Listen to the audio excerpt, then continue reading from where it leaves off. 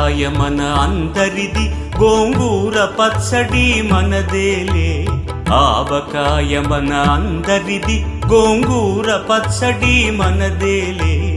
ఎందుకు పిజ్జాలెందుకు బర్గర్లెందుకు పాస్తాలింకెందుకులే. ఎందుకు పిజ్జాలెందుకు బర్గర్లెందుకు పాస్తాలింకెందుకులే. ఆవకాయ మన అందరిది, గోంగూర పచ్చడి మనదేలే.